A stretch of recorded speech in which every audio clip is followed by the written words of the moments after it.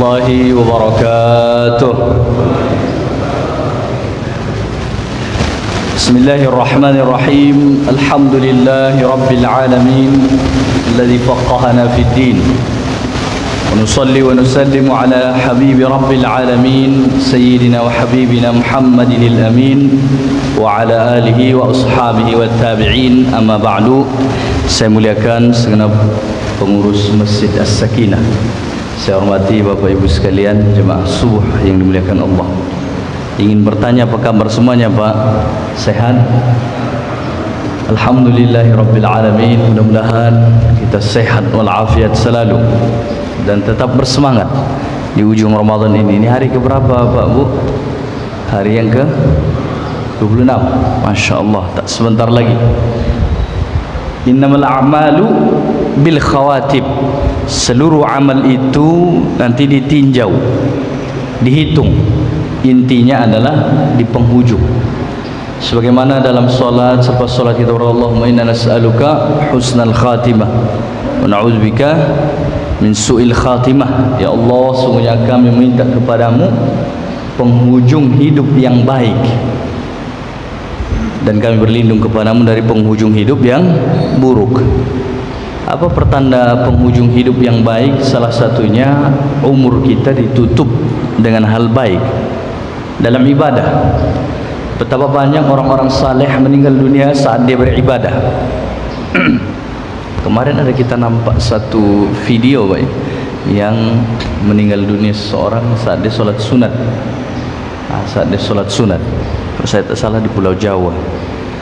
Ada yang misalkan meninggal dunia saat dia sujud, ada yang meninggal dunia saat dia baca Al-Quran. Itu salah satu pertanda husnul khatimah. Tapi kalau meninggal dunia dalam keadaan misalkan maksiat, na'udzubillah min zalik, kita berlindung kepada Allah dari hal demikian. Baik jemaah yang dirahmati Allah, kita lanjutkan kajian karena tinggal beberapa hari lagi insyaallah kita akan membahas, jika Bapak Ibu sekalian setuju, tentang salat Idul Fitri atau salat 2 hari raya, dan berkaitan juga nanti dengan salat berjemaah. Mana tahu ada yang tidak memberi masukan pertanyaan, nanti ada sesinya insyaallah. Saya bawakan kitab I'anatul Talibin namanya, Pak, ya. Kitab fikih dalam mazhab kita, mazhab Syafi'i, kita bacakan. Kenapa Ustaz harus membawa kitab? Kadang-kadang ada yang bertanya jemaah begitu. Jadi Bapak Ibu yang dirahmati Allah, akal kita saat ini belum tentu secara akal kita 10 hari yang lewat, 1 jam yang lewat, atau yang akan datang. Jadi kadang kalau kita hanya berpedoman ke akal kita manusia, tak selamanya kuat, Pak. Artinya apa? Dulu guru-guru kita begitu juga. Dia membawa kitab supaya lebih akurat dan dapat dipertanggungjawabkan dengan izin Allah, insyaallah. Jadi kalau kita manusia bisa lupa, siapapun kita, tidak ada yang sempurna kecuali baginda Rasulullah SAW atau para nabi. Kalau manusia ini. Baik jemaah yang dirahmati Allah, kita coba baca salatul Idain, salat 2 hari raya. Maksudnya Idul Fitri dan Idul Adha. Waktunya baina tulu'i syamsin wa zawaliha. Jadi salat Idul Fitri atau salat Idul Adha, waktu pelaksanaannya itu mulai dari terbit matahari sampai tergelincir matahari. Pak Ustadz, kok patokannya matahari?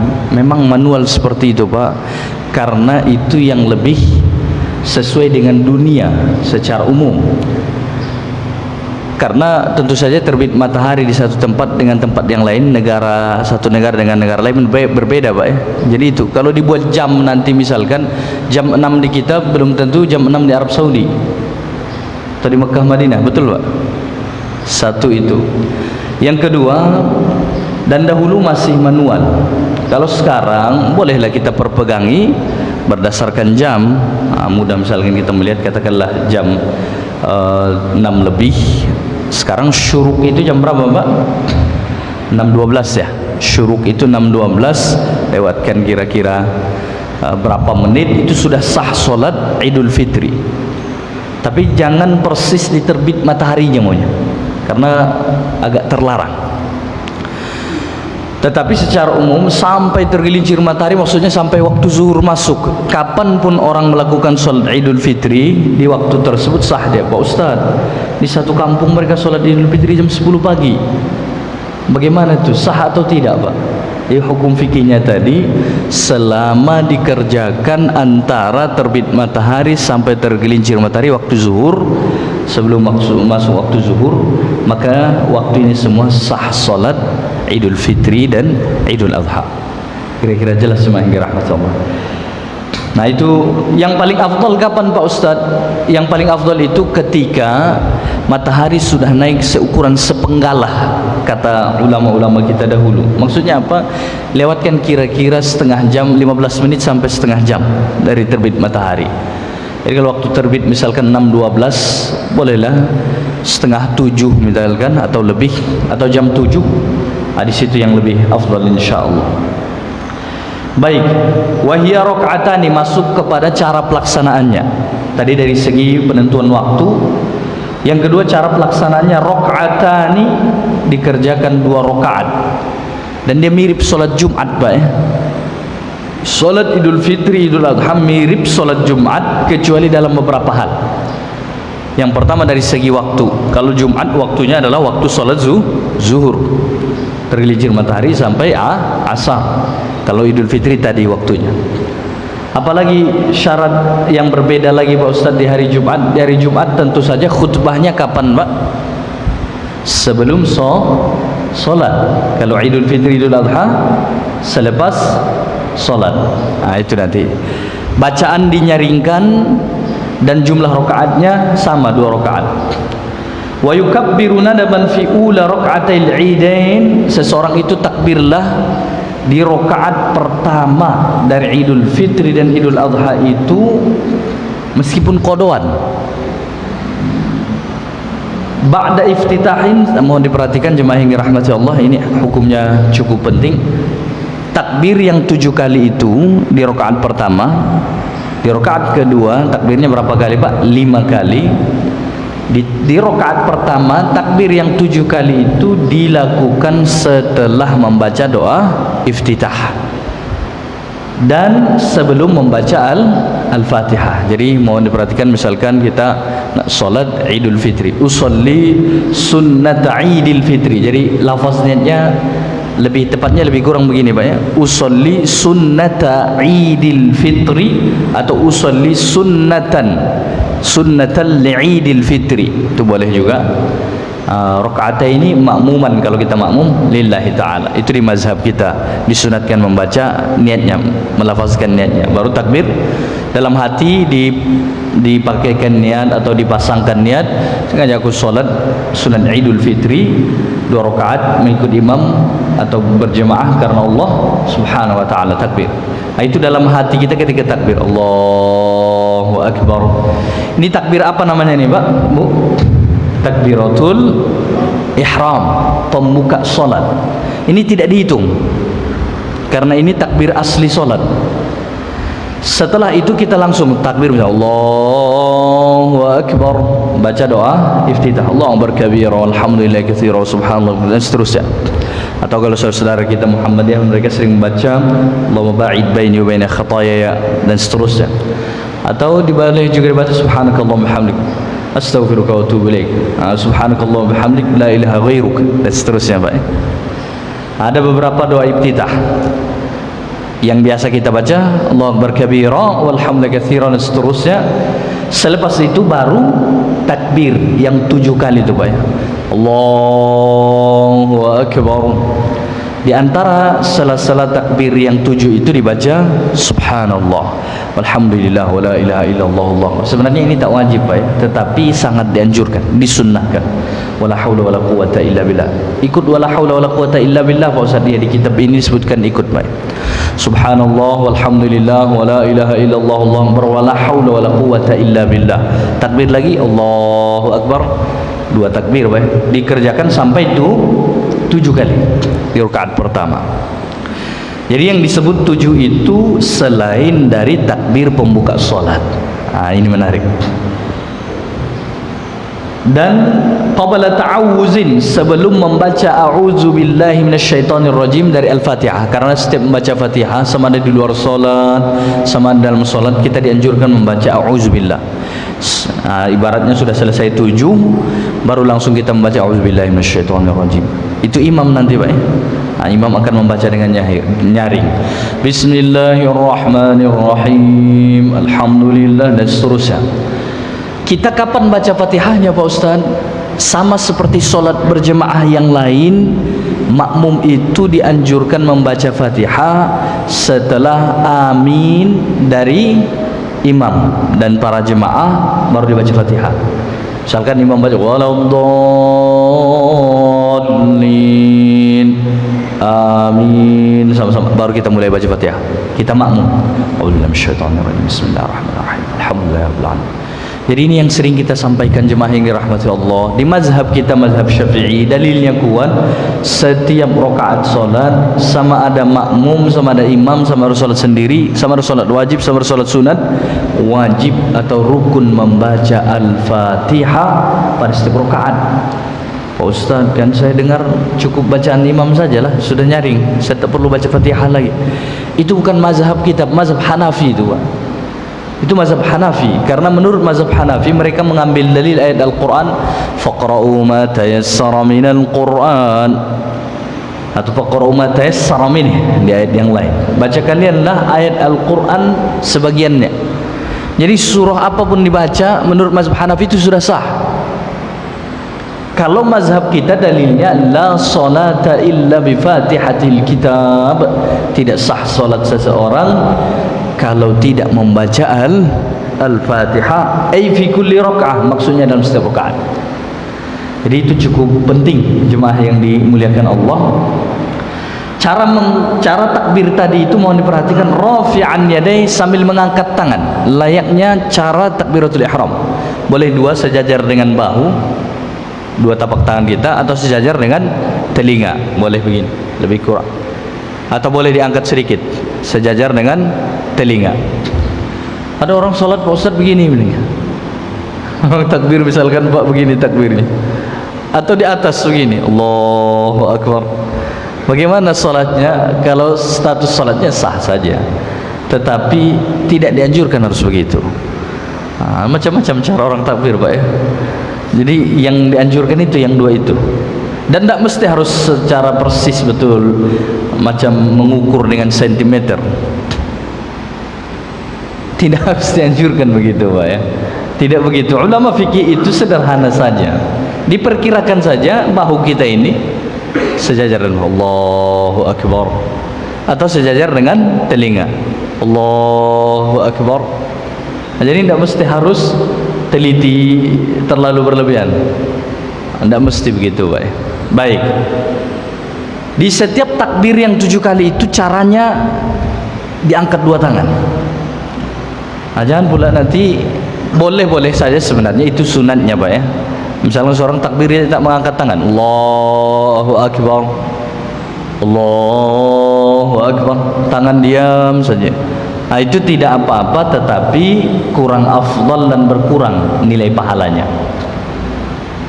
Baik, selanjutnya kita perhatikan, wala yutadaraku fis tsaniyah in tarakah fil ula. Tidak dianjurkan dibaca takbir yang 7 kali ini di rakaat kedua kalau tertinggal di rakaat pertama. Pak Ustaz, saya banyak pikiran, atau saya lupa, dibilang begitu Pak ya. Rakaat pertama entah kenapa saya lupa takbirnya yang 7 kali. Jadi rakaat kedua saya ingat. Bagaimana perlu saya ulangi di rakaat kedua itu yang 7 baru yang 5? Tidak perlu Pak.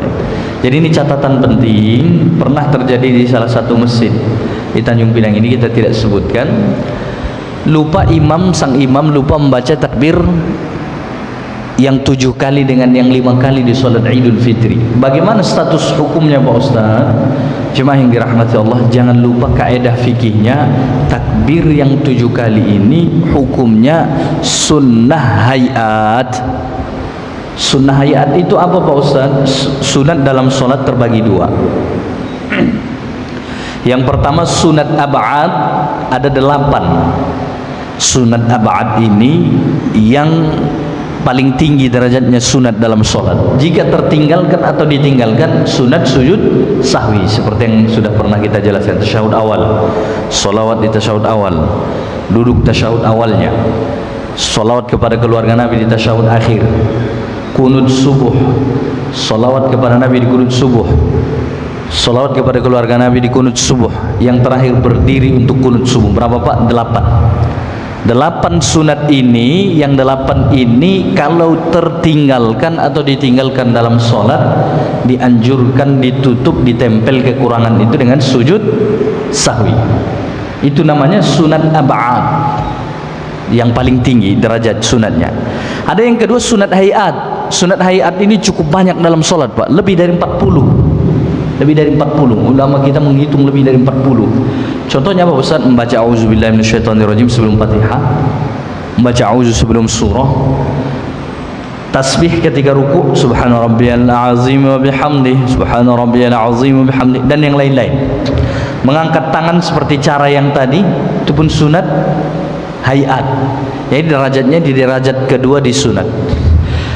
Sunat hayat dalam sholat termasuk takbir ketika sholat Idul Fitri yang 7 kali di rakaat pertama, 7 kali di rakaat kedua.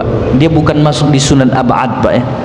Jadi kalau tertinggalkan sah tak Pak Ustadz sholatnya? Sah sholatnya dan tidak perlu sujud sahwi. Nah, jadi ini perlu kita sampaikan karena di salah satu masjid tersebut ada yang mengatakan ini sholatnya tidak sah nih. Ada yang mengatakan sholatnya itu kok tidak ada sujud sahwi. Jadi jawabannya Pak, kita harus mengetahui klasifikasi bahasa sekarang atau penempatan setiap amal itu, apakah wajib, rukun, sunat, dan sunatnya jenis apa. Nah, supaya kita tidak bimbang dan membuat hukum yang kadang terlalu berlebihan. Jadi kesimpulannya tetap sah sholat tersebut, tidak perlu sujud sahwi, karena yang sujud sahwi hanya yang 8 itu saja Pak kalau tertinggalkan. Selain itu tidak dianjurkan, kecuali penambahan rukun. Aturannya 2 rakaat, dia buat 3 rakaat Pak, lupa. Atau misalkan di rakaat pertama lupa dia baca Fatihah, rupa dia ruku, rupa dia i'tidal, dan seterusnya. Ini wajib dia tambah 1 rakaat. Rakaat yang tertinggal rukun ini tidak dihitung, dianggap sia-sia dan sujud sahwi nanti. Kalau takbir ketika sholat Idul Fitri dan Idul Adha, takbir yang 7 dan 5 itu bukan masuk di kategori yang 8, meskipun memang dianjurkan Pak ya. Itulah ciri khas sholat Idul Fitri, hendaknya itu dilakukan. Sama ketika khatib berkhutbah. Pak Ustadz, di tempat kami lupa khatibnya berkhutbah itu ketika berkhutbah membaca takbirnya di pangkal khutbah 9 kali di khutbah pertama, 7 kali di khutbah kedua. Jadi lupa khatibnya, langsung alhamdulillah wassalatu wassalamu ala rasulullah dan seterusnya. Bagaimana status khutbahnya? Khutbahnya tetap sah, karena itu adalah hal sunat hayat namanya. Kira-kira jelas jemaah yang dirahmati Allah. Baik, kita lanjutkan. Disunatkan di malam Idul Fitri dan Idul Adha selepas terbenam matahari akhir Ramadan kalau Idul Fitri, sampai imam takbiratul ihram, salat Idul Fitri, dan di ujung salat atau setelah salat, meskipun salat jenazah, takbir atau syiar takbir. Kalau di Idul Adha itu mulai dari subuh salat di hari 9 Zulhijjah sampai salat asar penghujung hari tasyrik tanggal 11, 12, 13 bertakbir, yaitu yang biasa Pak ya, disyariatkan takbiran. Kalau di Idul Fitri mulai terbenam matahari sampai imam mulai takbiratul ihram. Nah, ini jarak waktu ini boleh takbiran nanti, dan terutama setelah sholat fardu. Jadi contohnya misalkan sholat fardu seorang di malam Idul Fitri itu sholat maghrib, isya, jadi setelah sholat maghrib itu sudah boleh takbiran, dianjurkan, disunnahkan. Allahu Akbar, Allahu Akbar, Allahu Akbar, dan seterusnya. Di kapan-kapan waktu di sini, terutama setelah sholat, dan catatannya jemaah yang dirahmati Allah, mana Pak Ustadz yang kami dahulukan selepas sholat Isya, misalkan malam Idul Fitri, sholat subuh di hari Idul Fitri, zikir sholatkah setelah sholat atau takbiran langsung? Jawabannya takbiran Pak ya. Di sini kata-katanya mohon diperhatikan, akiba kulli sholat. Akiba itu sejenak langsung setelah sholat. Jadi bukan zikir langsung duluan. Misalkan selepas sholat maghrib besok, misal Pak ya, besok Idul Fitri misalkan, jadi maghrib hari ini setelah selesai sholat maghrib langsung, tidak zikir yang lain. Biasanya kita beristighfar dulu 3 kali, selepas itu zikir la ilaha illallah wahdahu la syarikalah. Ini tidak, langsung takbiran. Boleh dengan 3 kali putaran Pak ya, 3 kali putaran, Allahu akbar, Allahu akbar, Allahu akbar.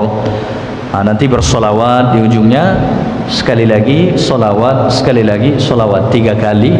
Itulah yang paling ideal. Selepas itu baru misalkan berzikir solat, tasbih, dan selepasnya berdoa.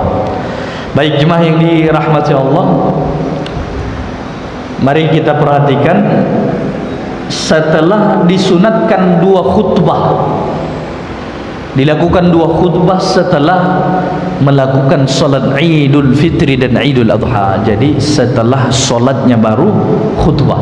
Jangan lupa 2 kali khutbahnya, layaknya seperti khutbah Jumat, rukun dan syaratnya juga, tinggal lagi isinya berbeda. Kalau di khutbah Idul Fitri, khatib itu dianjurkan jangan lupa menyampaikan, menyelipkan tentang zakat fitrah. Karena itu merupakan syarat yang mesti disampaikan di khutbah tersebut. Cuma yang dirahmati Allah, masih sah tidak Pak Ustaz menunaikan zakat fitrah selepas sholat Idul Fitri? Jawaban ulama kita di mazhab Syafi'i, masih sah, tetapi itu Pak sudah merupakan pelanggaran. Jadi ada kadang sebagian saudara kita, dia menunaikan zakat fitrahnya, saya dengar Pak Ustaz menjelang sholat Idul Fitri, disitulah yang paling afdal bayar zakat fitrah bilangnya. Itu zaman dahulu Pak ya, mohon maaf. Karena zaman dahulu kebutuhan manusia itu, masyarakat zaman dahulu sangat minim sekali, sangat sederhana.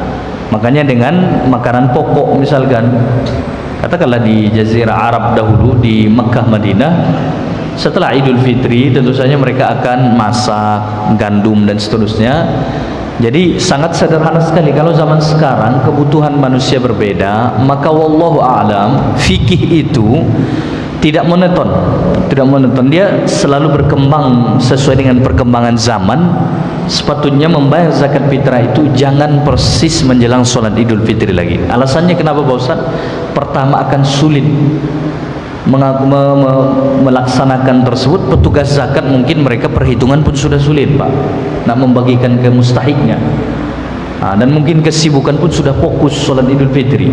Jadi bagusnya kapan Pak Ustaz? Bagusnya usahakanlah di Ramadannya, dan sudah sah mulai hari pertama Ramadan. Hari pertama Ramadan sampai hari terakhir Ramadan itu ditetapkan ulama sah menunaikan zakat fitrah. Ini kawan tuh misalkan, tak apa-apalah, lebih afdalnya saya bawa beras nanti 1 karung bilangnya untuk keluarga saya. Dia bawa Pak sambil salat Idul Fitri, baru dia kasihkan ke pengurus. Ini akan menyulitkan. Nak membaginya lagi nanti ditimbang lagi untuk dibagikan ke fakir miskin. Iya kalau cuaca oke. Kalau cuaca misalkan hujan, takut basah pula berasnya itu. Jadi pernah al-fakir Pak di chatting seseorang jemaah, dia bilang, Pak Ustaz, kenapa Pak Ustaz menyampaikan bahwasanya zakat fitrah itu lebih afdal dengan mata uang atau diuangkan, padahal kan Rasulullah tidak menguangkannya dengan gandum dahulu. Jadi kan bukan sah itu, kata beliau. Kita tanggapi bahwasanya, kita tuliskan di chattingnya itu, Pak Bu, sebenarnya itu ketetapan ulama di penghujung zaman atau di akhir zaman ini, di masa kita terkini. Kenapa? Karena itu lebih mudah, akomodasinya juga sangat mudah sekali, dan perhitungannya juga mudah, manfaatnya juga lebih mudah bagi fakir miskin. Coba bayangkan Pak, kalau membayar semua orang dengan beras, mungkin nanti cukup banyak beras tersebut. Kalau turun hujan basah, nanti itu berakibat pula. Dan yang kedua, untuk membagikan itu saja perlu satu pickup misalkan, cukup mengeluarkan biaya lagi, merugikan fakir miskin. Makanya ulama itu menyebutkan dengan uang saja. Dalilnya ada Pak Ustaz, banyak Pak. Di mazhab Hanafi, mereka yang mencetuskan itu dengan pakai uang, itu ada hadis Nabi, agnuhum fi misli hadhil ayyam, berikan kalianlah kecukupan bagi orang-orang yang fakir miskin itu di hari-hari Idul Fitri. Maksudnya apa Pak? Teksnya itu berilah kecukupan. Jadi tidak disebutkan di situ harus dengan beras dan yang lain.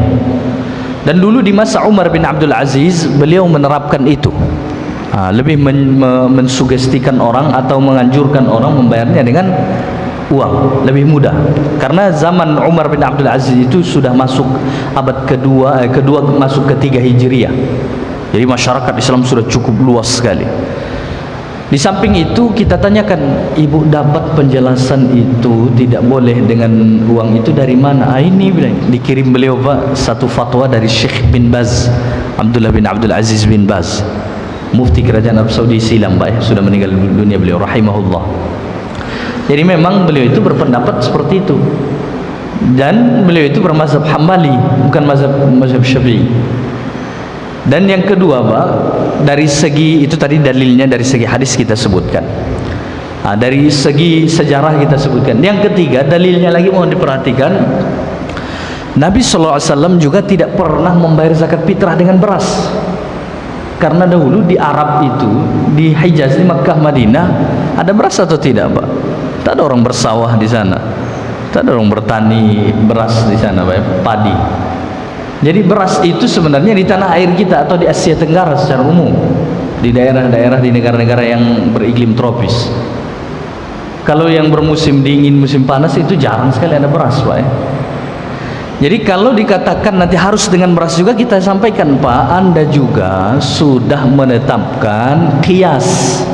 Qiyas itu artinya adalah menyamakan satu hukum dengan hukum yang lain. Rasulullah membayar zakat fitrah itu dari gandum atau syair atau zabib. Zabib itu anggur yang sudah dikeringkan Pak, atau kurma. Jadi kalau kita merujuk kepada yang asli, yang otentik, beras tidak ada, dan Nabi tidak ada menyebutkan itu dan tidak menerapkan itu. Kalau saudara kita kadang masih bersikukuh Pak, masih bersikukuh nih, saya harus dengan makanan pokok, karena gandum makanan pokok, beras makanan pokok. Ini dalil kawan kita tuh. Kita jawab lagi, beras gandum makanan pokok, beras makanan pokok, uang bisa beli beras juga, makanan pokok juga. Iya enggak Pak? Justru lebih mudah itu zaman sekarang. Makanya Syekh Wahbah Zuhaili dan beberapa ulama-ulama yang lain di zaman mutaakhir ini menetapkan dengan uanglah lebih mudah dan lebih bermanfaat bagi fakir miskin kita atau masyarakat Islam yang termasuk dalam asnaf yang 8 itu.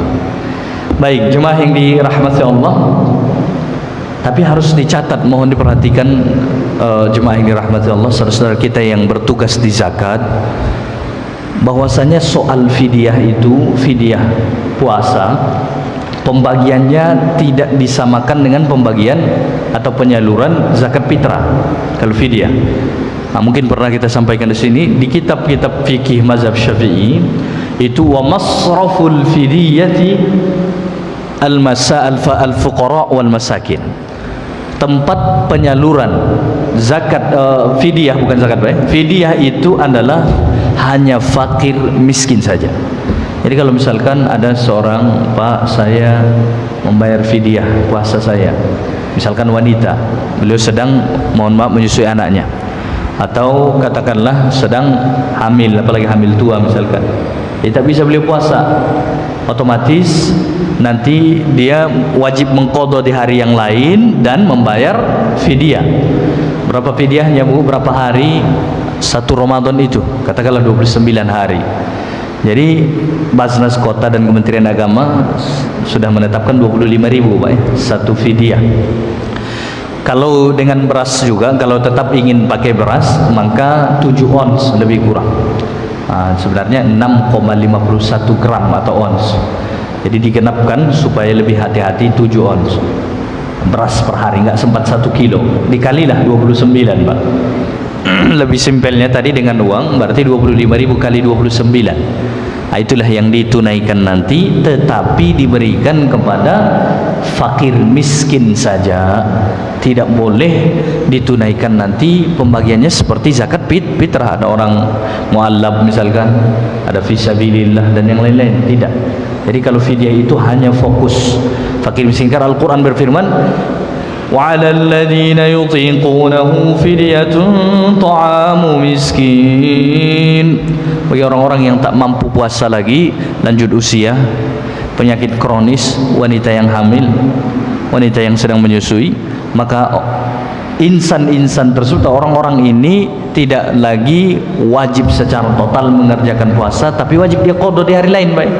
Jangan pula kalau sudah bayar, saya sudah bayar fidyah, saya tak puasa lagi, sudah anteng-anteng saja, itu bukan. Dia tetap wajib mengqadanya di hari yang lain ketika dia mampu. Bagaimana Pak Ustadz kalau anak saya misalkan perempuan, dia sampaikan begitu, kalau anak saya itu misalkan saya susukan 2 tahun, dia bilang begitu, Pak. Dan yang kedua, selepas selesai itu wanita ini hamil lagi, jadi terus menerus begitu, Pak. Dan biasanya itu hanya usia produktif itu sampai 40, Pak, 40 lah. Selepas itu nanti boleh dia mengqadanya. Jadi mohon dibedakan mengqada puasa yang ditinggalkan dengan ada uzur dengan tidak ada uzur, itu nanti ketetapan hukum fikih berbeda sedikit. Kalau uzur, contohnya tadi itu yang kita sebutkan, lanjut usia, penyakit kronis, wanita yang hamil, wanita yang menyusui, ini uzur dia, Pak. Atau orang yang sedang musafir, orang yang sedang sakit, ini uzur, dia tak puasa, ada keringanan hukum agama, wajib dia qada, tapi qadanya tidak segera, tidak mesti harus sesegera mungkin. Beda kalau orang dia meninggalkan puasa dengan sengaja, tidak ada uzur, dia sehat-sehat saja, ditinggalkan puasa, dosanya sangat besar sekali, jemaah yang dirahmati Allah, dan wajib dia sesegera mungkin mengqadanya. Termasuk salah satu syarat taubatnya dia mengqadanya dengan segera mungkin. Jadi itu perlu kita perhatikan, apalagi di akhir zaman ini, Pak. Mohon maaf, kalau seseorang itu meninggalkan puasa Ramadan dengan sengaja dan dia sehat saja, tidak ada uzur, sampai Ramadan berikutnya, 1 Ramadan dia meninggalkan Ramadan di sini, katakanlah 10 hari, tidak ada uzur, tidak ada sakit, masuk Ramadan tahun berikutnya dia belum mengqada di 11 bulan ini, Pak, dia tidak mengqadanya di 11 bulan ini, itu merupakan dosa dan pelanggaran. Nanti sanksinya, ini orang kalau sudah lewat Ramadan yang berikutnya wajib mengqada dan bayar fidyah. Jadi kenapa bayar fidyah orang tersebut? Itu sebagai sanksi tegas kepada orang tersebut. Kenapa? Karena dia sudah melalaikan yang sepatutnya wajib dia qada dengan segera. Ramadan berikutnya belum juga, Pak Ustaz, tambah lagi dia 2 tahun misalnya. Jadi dalam konteks ini, Pak, wajib orang tersebut bertambah lagi fidyahnya, aturan 1 hari menjadi 2 hari. Itu disebutkan semacam apa namanya ini, Pak, semacam riba ya. Tapi ini bukan riba namanya ini, Pak. Ibadah yang begini bukan riba, tetapi itu adalah ketegasan bagi orang tersebut. Pak Ustadz, saya sulit lah, mungkin di masa muda saya dahulu adalah saya tinggalkan Ramadan, sampai sekarang belum saya qada. Di sini tak ada, saya rasa, Pak. Jadi kalau ada yang begitu, ada satu pendapat ulama di mazhab kita, mazhab Syafi'i, Pak, beberapa ulama mengatakan tidak double, tidak berlipat fidyahnya tersebut. Jadi dia bayarlah satu kali saja, atau 1 Ramadan saja, dan dia bertaubat benar-benar kepada Allah Subhanahu Wa Taala, dia tidak mengulanginya lagi. Mana tahu ada yang terjadi seperti itu, Pak. Saudara kita misalkan sudah 10 tahun tak dia qada puasanya. Berarti kalau dihitung dari segi fikih, Pak, berapa kali lipat tuh? 10 kali lipat tuh fidyahnya. Kalau dia tinggalkan tanpa ada uzur tadi. Tetapi kalau memang ingin benar-benar bertaubat, mendekatkan diri kepada Allah, minta ampun kepada Allah, sebagian ulama kita mengatakan cukup satu fidyah saja dia, satu Ramadan saja dia tunaikan. Baik jemaah yang dirahmati Allah, kembali ke fokus sedikit lagi. Tadi tentang khutbah Idul Fitri dan Idul Adha selepas salat. Di khutbah pertama pembukaannya itu takbir 9 kali. Allahu Akbar, Allahu Akbar, Allahu Akbar sampai 9 kali. Selepas itu baru Alhamdulillah dan seterusnya. Di khutbah kedua takbir 7 kali. Takbir 7 kali sebagai pembuka khutbah kedua. Jadi khutbah Jumat yang kita kerjakan tuh atau khutbah Idul Fitri nampak 1 kali khutbah, tapi itu dihitung 2 kali khutbah tuh.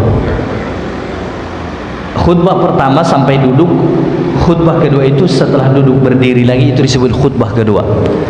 Jadi di Idul Fitri bagaimana Pak Ustaz kalau seorang misalkan terdesak dia nak buang air sedang khutbah hari raya, masih wajibkah dia mendengarkan khutbah tersebut? Khutbahnya adalah sunnah muakkadah, sebagaimana salat Idul Fitri sunnah muakkadah.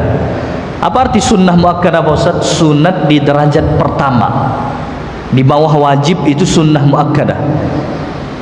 Ciri-ciri sunnah muakkadah, Rasulullah SAW tidak pernah meninggalkan amal sunat tersebut, dan beliau selalu mengerjakannya dengan sungguh-sungguh. Jadi Idul Fitri Rasulullah tidak pernah meninggalkannya. Makanya sepatutnya bagi umat Islam seluruhnya harus mensyiarkan salat Idul Fitri ini Pak, meskipun sunat dia, sunat muakkad, dia tinggalkan tak sempat berdosa dia. Tetapi meninggalkan satu syiar agama. Dan biasanya masyarakat kita kalau sholat Idul Fitri rajin dia Pak, rajin dia.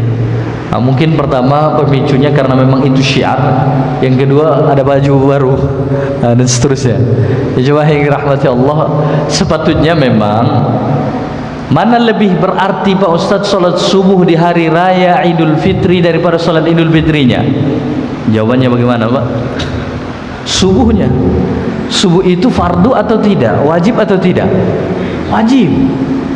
Salat Idul Fitri setinggi-tinggi hukumnya adalah sunnah muakkadah.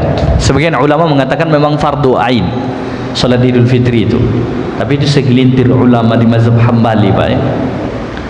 Jadi itu yang perlu kita kita sampaikan ke masyarakat Islam kita, menimbang sesuatu itu dengan neraca yang bijaksana, yang lurus.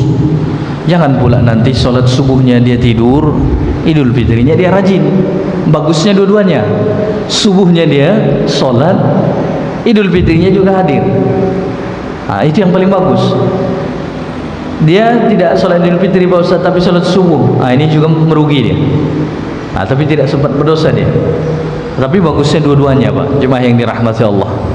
Baik, mudah-mudahan masyarakat Islam kita memperhatikan itu dengan bagus. Kadang dianggapnya sepele Pak, padahal perkara hukum tersebut sangat besar di pandangan hukum agama. Saya rasa itu yang dapat kita sampaikan, jemaah yang dirahmati Allah, berkaitan tentang Idul Fitri dan caranya. Dan itu biasanya sebelum khatib atau sebelum sholat Idul Fitri dilaksanakan, sebelum sholat Idul Fitri dilaksanakan masih ada penjelasan dari pengurus masjid tentang tata caranya, dan itu simpel sekali. Karena kadang sholat Idul Fitri ini sekali setahun dikerjakan, ada saudara kita yang lupa misalkan. Makanya tadi kita sampaikan secara simpel, dan pengurus masjid pun selalunya sebelum sholat itu akan diingatkan. Dan dia mudah sekali insyaallah. Baik, mana tahu ada hendak memberi masukan atau pertanyaan, dipersilahkan jemaah yang dirahmati Allah. Silakan. Waalaikumsalam warahmatullahi wabarakatuh.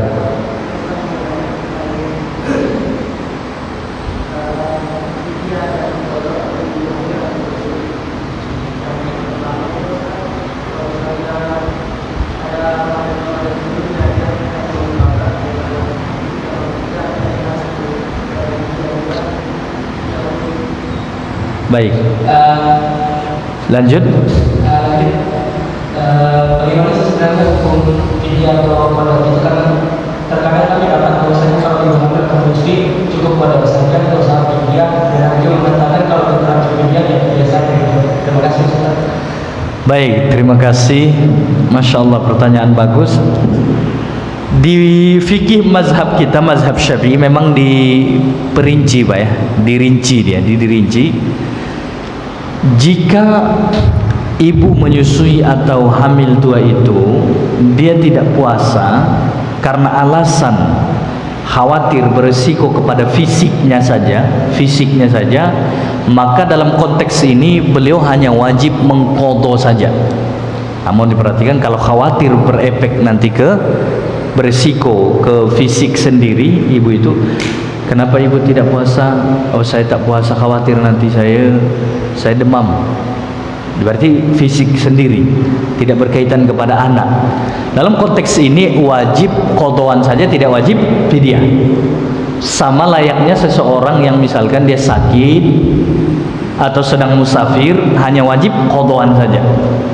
Tapi kalau alasannya khawatir berdampak nanti atau berefek kepada anak yang disusui, atau kualitas air ASI, ataupun kepada anak yang sedang dalam rahim, maka dalam konteks ini kewajibannya dua itu, wajib mengqadha dan wajib membayar fidyah.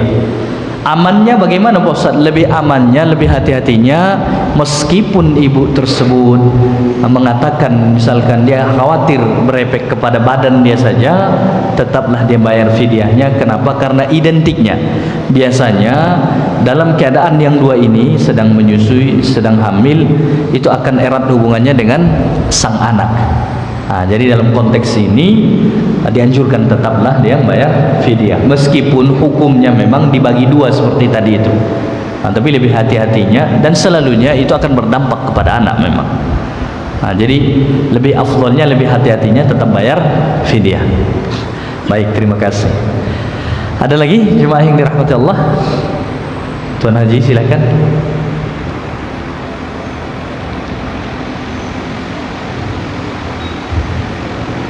Assalamualaikum warahmatullahi wabarakatuh. Waalaikumsalam warahmatullahi wabarakatuh. Ini pertanyaan berkenaan dengan sholat sunnah Idul Fitri atau sholat sunnah Idul Adha. Artinya ini sholat sunnah tidak seperti sholat Jumat, sholat wajib.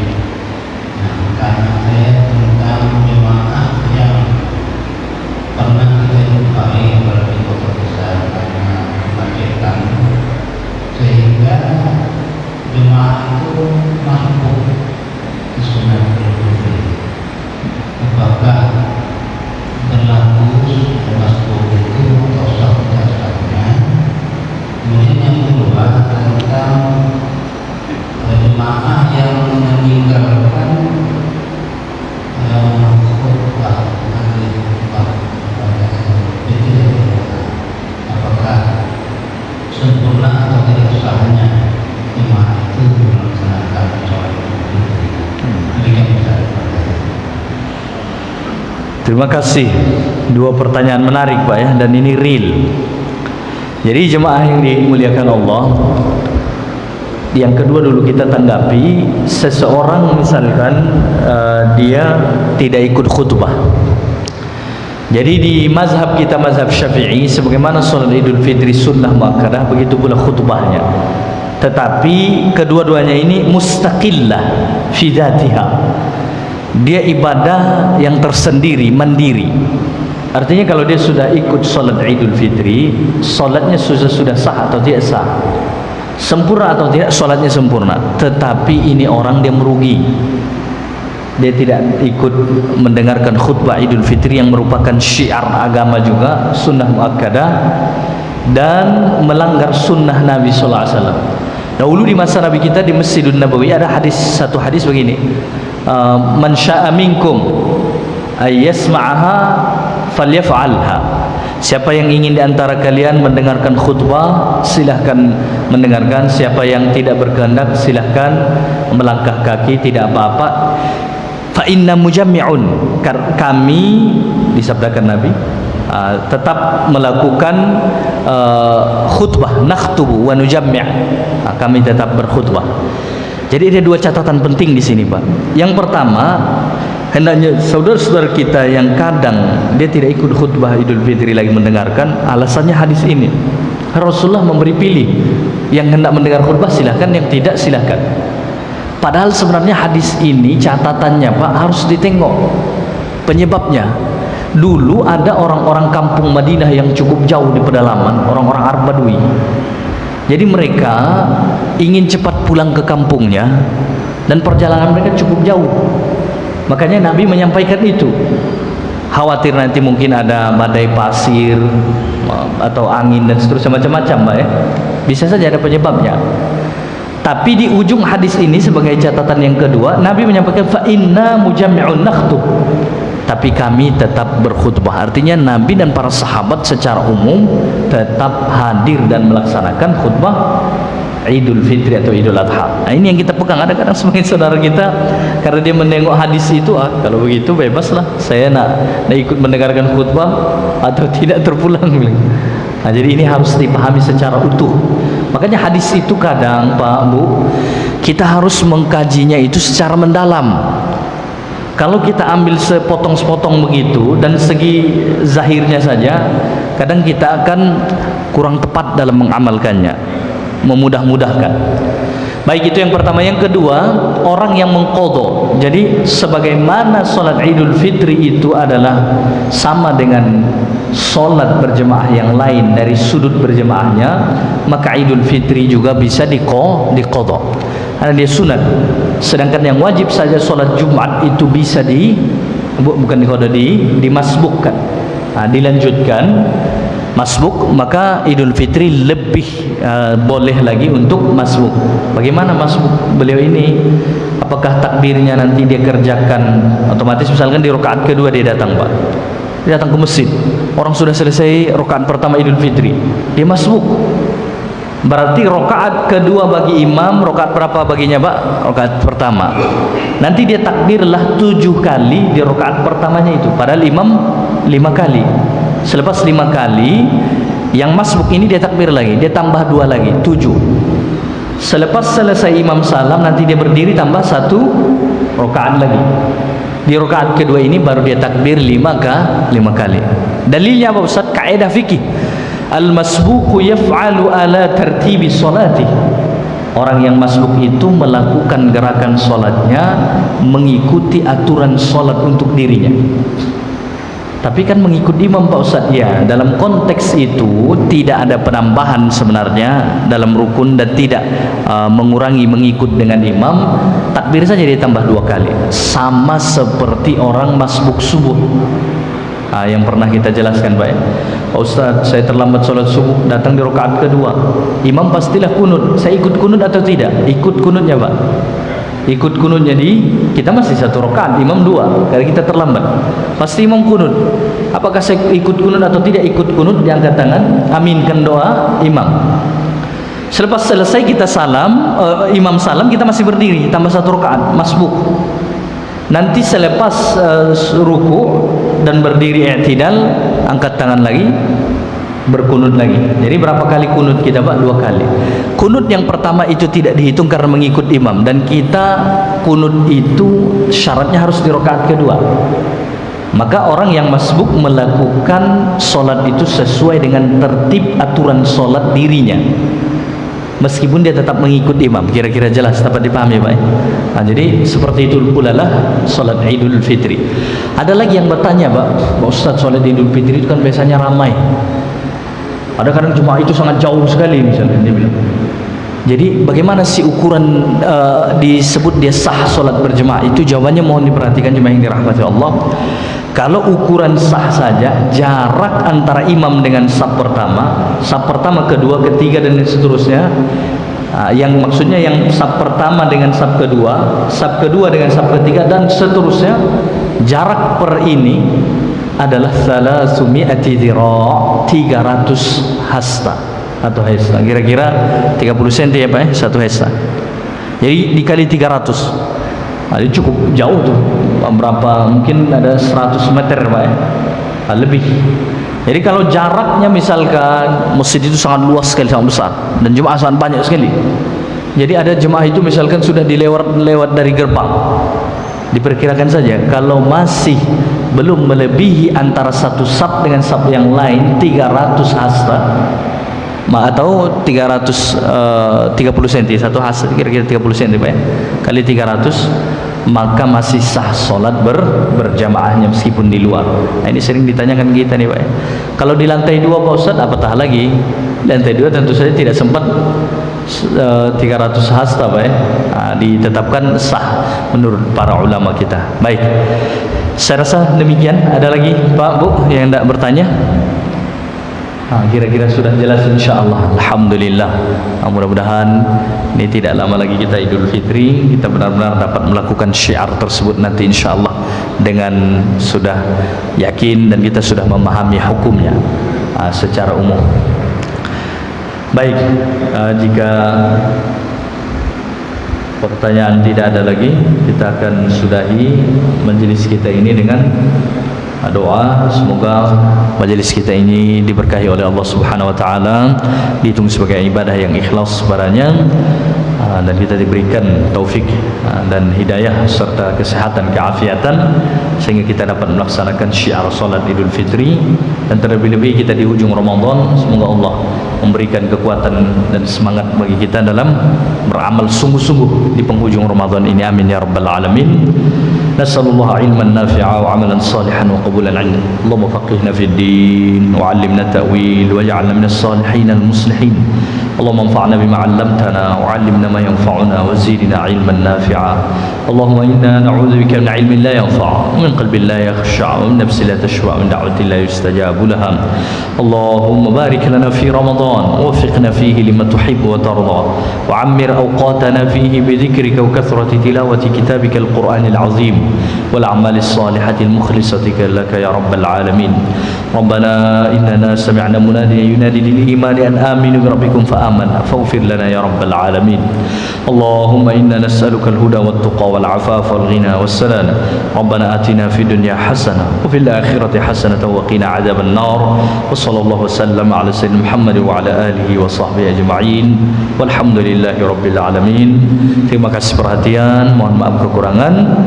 Dan kita sudahi dengan kafaratul majlis. Subhanakallahumma wa bihamdik, asyhadu an la ilaha illa anta, astaghfiruka wa atubu ilaik. Assalamualaikum warahmatullahi wabarakatuh.